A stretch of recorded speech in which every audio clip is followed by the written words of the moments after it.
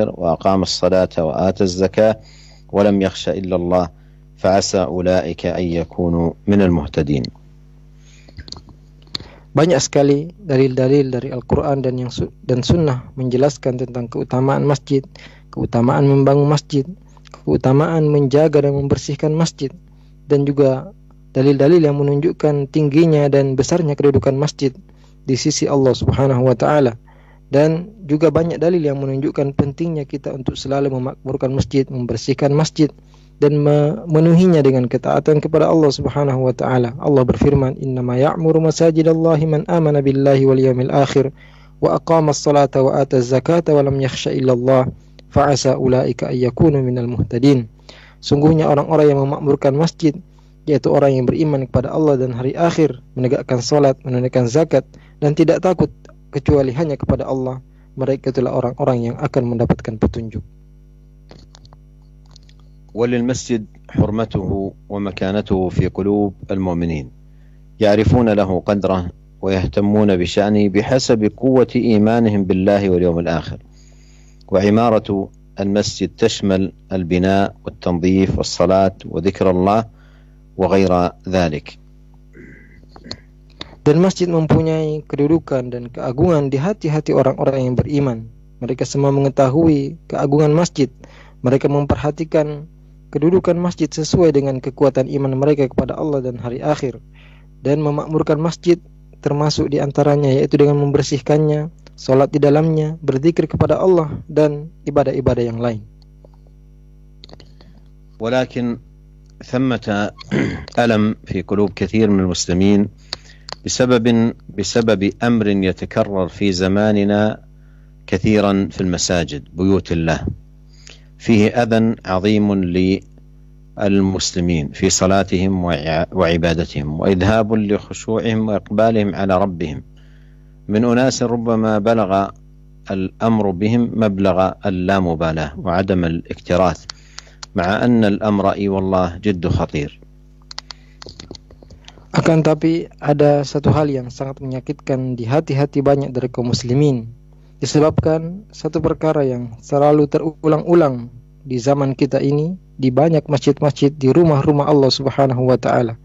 Ada gangguan yang sangat besar terhadap kaum muslimin dalam salat mereka, dalam ibadah mereka, bahkan mengganggu kekhusyuan mereka, mengganggu ibadah mereka kepada Allah Subhanahu wa taala, yaitu orang-orang yang mungkin tidak memperhatikan sama sekali. Tidak ada perhatian mereka sedikit pun, padahal perkara ini demi Allah sungguh sangat berbahaya. إنه أصوات الموسيقى التي أصبح سماعها في المساجد متكررا، بل لا تكاد تخلو صلاة أو ركوع أو سجود من سماع هذه الموسيقى. ولو قلت قبل 20 سنة أو 30 سنة لشخص هل تتصور أنه يأتي يوم من الأيام تسمع الموسيقى داخل المساجد، لقال لك هذا ضرب من الخيال ولا يمكن أبدا، ومن يصدق أن ذلك يحصل في المساجد. Perkara yang dimaksud adalah suara-suara musik yang terkadang kita dengar di masjid berulang-ulang kali.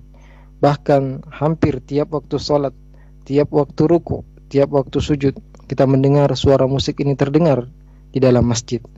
Padahal seandainya engkau mengatakan 20 tahun yang lalu atau 30 tahun yang lalu kepada seseorang, apakah engkau bisa membayangkan pada suatu hari akan didengarkan musik atau disuarakan musik di masjid-masjid? Maka tentu jawabannya adalah ini tidak mungkin. Tidak mungkin sama sekali. Tidak mungkin suara musik didengungkan di masjid-masjid. وأقصد بالموسيقى أي رنين الجوال الذي يحمله كل المصلين في الغالب معهم وهم يدخلون إلى المساجد.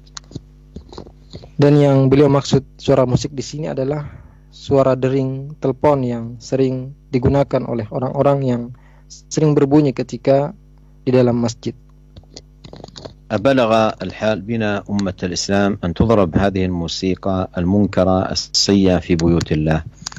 أين حرمة المساجد؟ أين مكانتها في قلوبنا؟ أين مراعاتنا لحقوق إخواننا المصلين؟ أين تقوانا لله؟ أين تعظيمنا لشعائر الله؟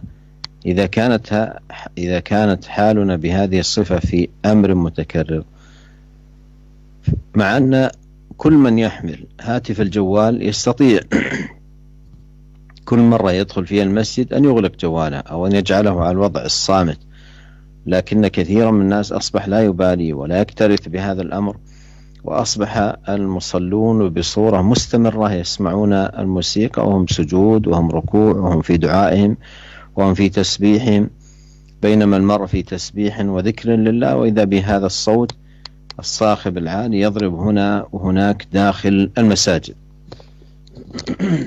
Apakah sudah separah ini keadaan umat Islam? Suara musik didengungkan di masjid-masjid, di rumah-rumah Allah Subhanahu wa Ta'ala.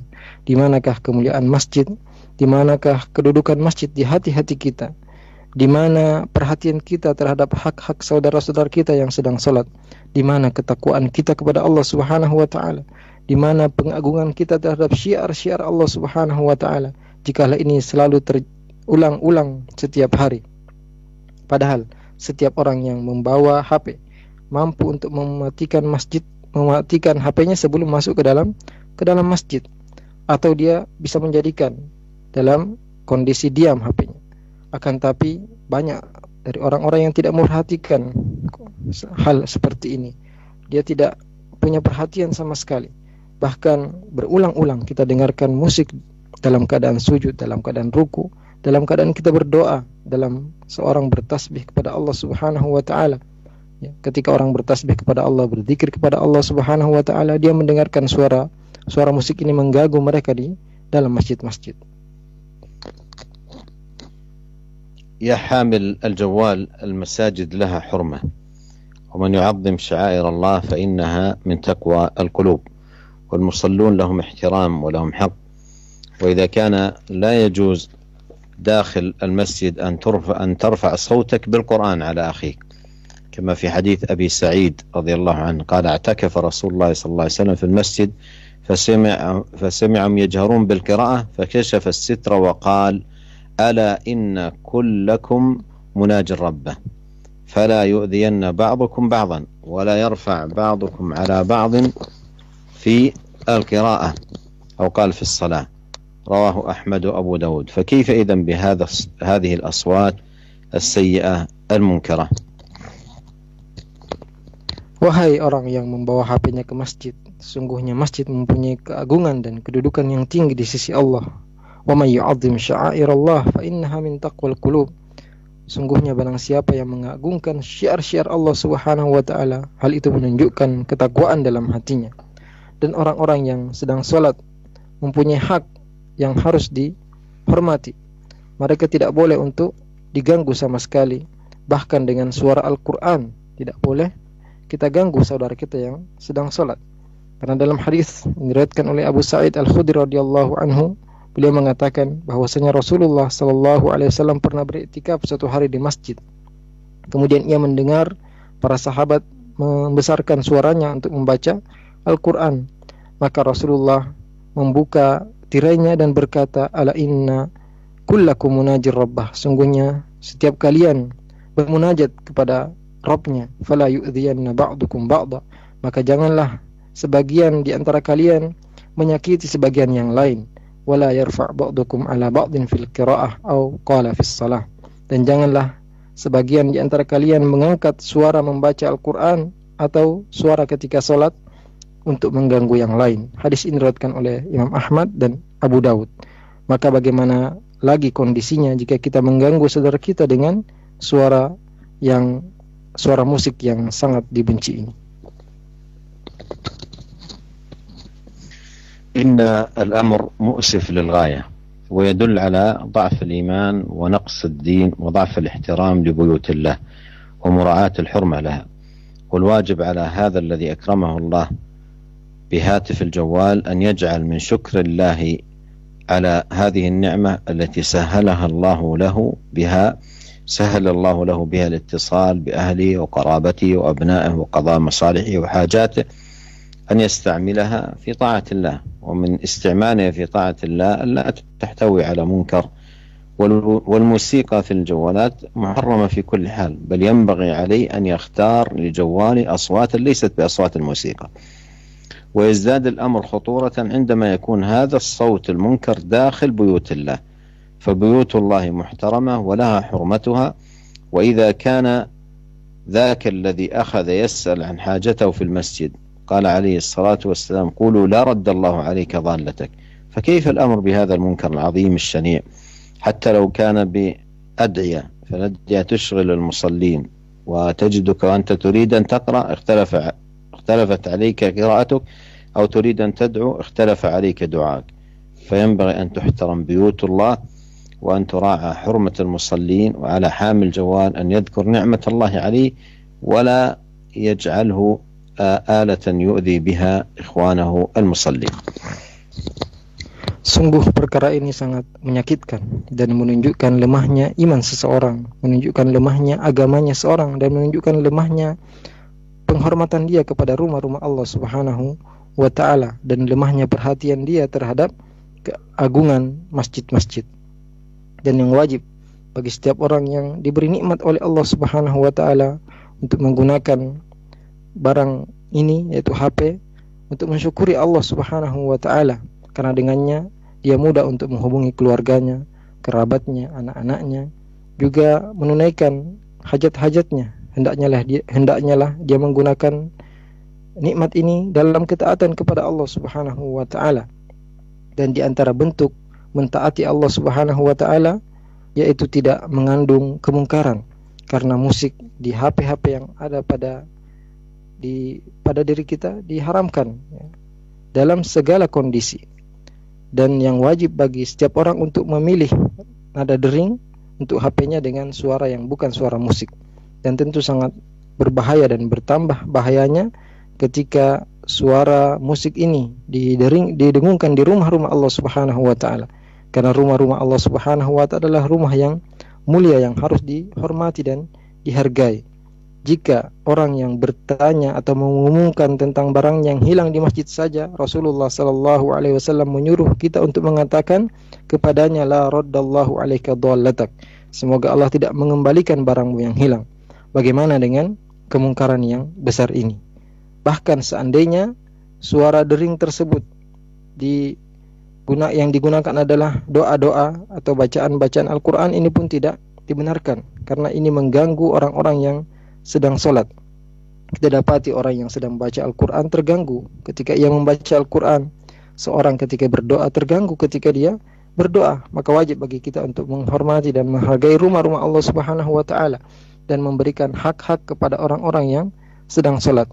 Dan hendaklah seorang yang diberi kenikmatan dengan nikmat ini untuk mengingat nikmat Allah Subhanahu wa ta'ala, dan janganlah dia menjadikan sebagai alat untuk menyakiti saudara-saudaranya sesama kaum muslimin yang sedang sholat. فلنتق الله ولنحذر من موجبات سخطه وعقابه، والواجب على كل واحد منا أن يتقي الله في هذه المساجد، وبمجرد أن يدخل من باب المسجد يقول بسم الله والصلاة والسلام على رسول الله، أعوذ بالله العظيم وبوجهه الكريم بسلطانه القديم من الشيطان الرجيم، ويصمت جواله ويدخل بيت الله محترما له، ولا يجعل لهذه الأصوات المنكرة أي وجود في بيوت الله. ومن ترك شيئا لله عوضه الله خيرا منه. فاتق الله في نفسك وفي إخوانك المصلين، ولن يفوتك بهذا العمل بإذن الله أي مصلحة من مصالحك ما دمت قمت به طاعة لله ومراعاة لحرمة المساجد وحفظا لحقوق إخوانك المصلين. Marilah kita semua bertakwa kepada Allah Subhanahu wa ta'ala. Jangan sampai kita melakukan apa-apa yang menyebabkan Allah murka kepada kita semua. Dan wajib bagi kita semua untuk bertakwa kepada Allah Subhanahu wa ta'ala di masjid-masjid ini. Dan ketika kita ingin masuk masjid, hendaklah kita memulai dengan membaca doa bismillah wassalatu wassalamu ala rasulillah, a'udzu billahil azim wa biwajhihil karim wa bisultanihil qadim minasyaitonir rajim. Kemudian setelah kita membaca doa ini, kita menselenkan HP kita, kemudian kita memasuki rumah Allah dengan penuh kehormatan, dan jangan sampai kita menjadikan suara-suara musik ini ada di rumah-rumah Allah Subhanahu wa taala. Dan barang siapa yang meninggalkan sesuatu karena Allah Subhanahu wa taala, Allah akan menggantikannya dengan yang lebih baik. Bertakwalah kepada Allah, bertakwalah kepada Allah. Jangan sampai kita menyakiti saudara-saudara kita sama kaum muslimin. Dan sungguhnya apabila kita melakukan hal ini, kita tidak akan kekurangan sedikit pun maslahat yang ada pada diri kita selama kita taat kepada Allah Subhanahu wa taala, selama kita selalu mengagungkan masjid yaitu rumah Allah Subhanahu wa taala, dan selama kita selalu menjaga hak-hak saudara kita kaum muslimin. نسأل الله عز وجل بأسمائه الحسنى وصفاته العليا أن يصلح أحوالنا أجمعين، وأن يوفقنا جميعا لاحترام بيوت الله، وأن يجعلنا ممن يعظم شعائر الله، وأن يعيذنا جميعا من استعمال هذه الأجهزة في أي أمر أو مجال يسخط الله، وأن يصلح لنا شأننا كله، إنه سميع الدعاء وهو أهل الرجاء وهو حسبنا ونعم الوكيل. اللهم اغفر لنا ولجميع المسلمين والمسلمات والمؤمنين والمؤمنات، ووفقنا أجمعين لتعظيم الصلاة والمحافظة عليها وحسن إقامتها، والحمد لله الذي بنعمته تتم الصالحات. وصلى الله على نبينا محمد وعلى آله وصحبه وسلم تسليما كثيرا أبدا إلى يوم الدين.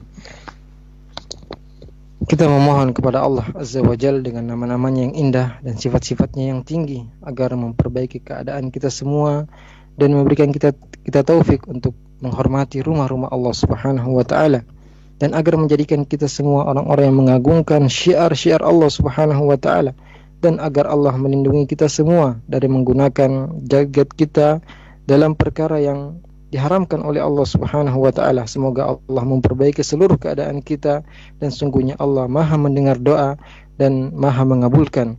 Dan kita pun memohon kepada Allah Subhanahu wa taala agar mengampuni dosa-dosa kita semua dan mengampuni dosa-dosa para pendengar semuanya dari kaum muslimin dan muslimat, dan dari kaum mukminin dan mukminat. Dan semoga Allah Subhanahu wa taala memberikan kita taufik untuk mengagungkan salat, menjaga salat kita, mendirikan salat kita dengan baik.